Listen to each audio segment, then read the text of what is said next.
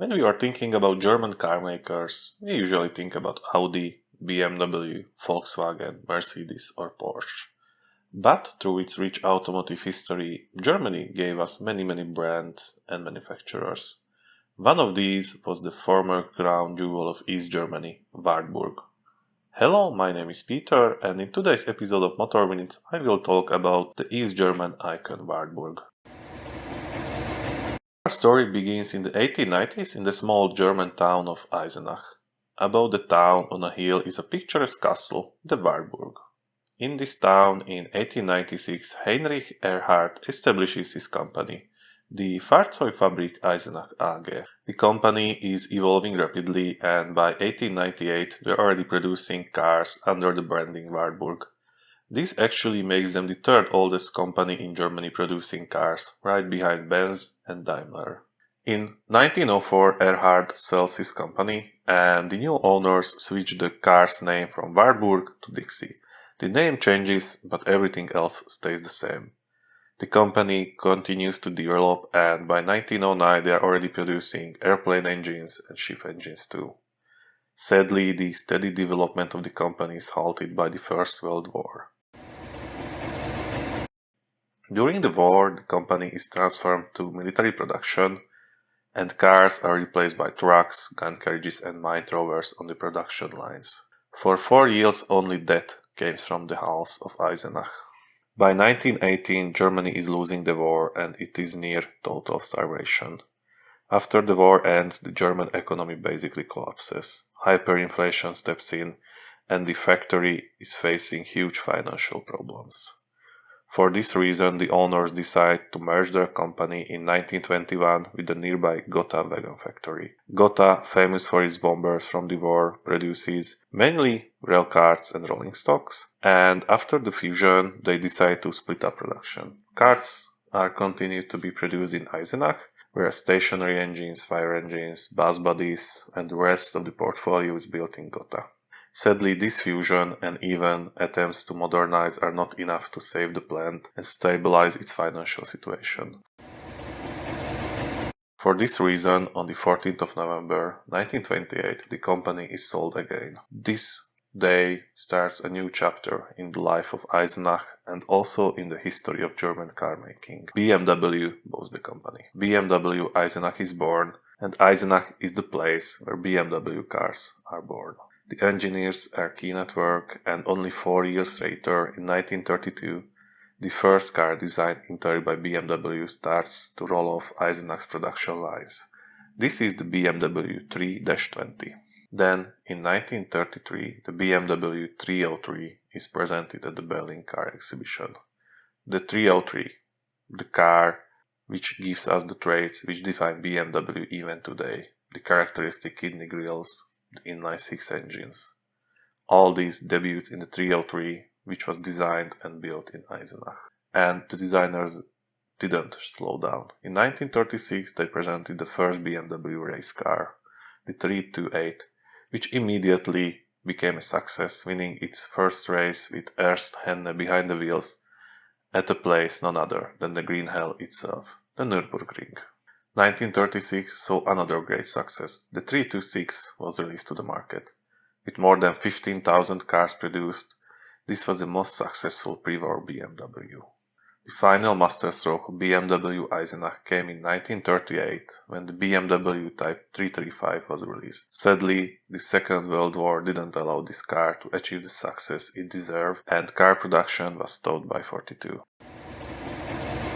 After 1942, the plant is again transformed to military production and the BMW R75 motorcycles are produced in the town. The reason BMW moved the production line of the R75 from Bavaria to Eisenach was the perceived safety of the town from bombing. This lasted till the July of 1944 when the first bombs hit the town. The city and the factory was heavily bombed during the war and it was left in ruins. After the war, the city and the region became part of the Soviet occupation zone, and this meant a new chapter in the life of the car plant.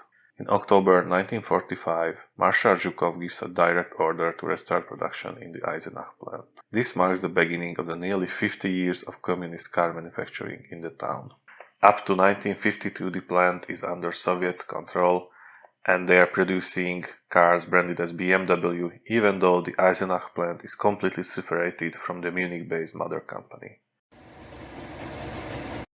In June 1952, then the Soviets hand over the plant's management to the East German authorities, who renamed the plant to EMW, Eisenach Motoren Werke. The plant became a subsidiary of the East German mega-conglomerate IFA. The IFA serves as a supreme administrative and production body of the East German car industry, and every company producing road vehicles is part of it. Trabant, BMW, Simpson, Barkas, and so on. IFA controls everything: development, standardization, and planning. In March 1953, the first car developed under new management rolls off the production line. This is the IFA F9, which, while a new design, is heavily based on pre-war DKV designs, and it is produced by a two-stroke petrol engine. Two-stroke engines are a trait which is carried by most East German cars all the way till the collapse of East Germany. The reason for it is the situation of East Germany. East Germany was not as industrialized as the western part of the country. The war devastated the country completely and it was severely lacking in raw materials. For this reason, the country needed a simple, reliable engine to power its cars and vehicles, and for this reason, they have chosen the two-stroke engines. In October 1955, two important things happened in the life of the factory. First, the Wartburg name is brought back, and the new model, the Wartburg 311, replaces the dated F9. While much better looking and a more modern car, the engine of the 311 is still the same two-stroke engine used in the F9. In 1965, the new Wartburg 312 enters production, which is basically a refined 311, but it only lasts a year in production, when the 353 enters production in Eisenach. The 353 is going to be the car which stays for the longest in production.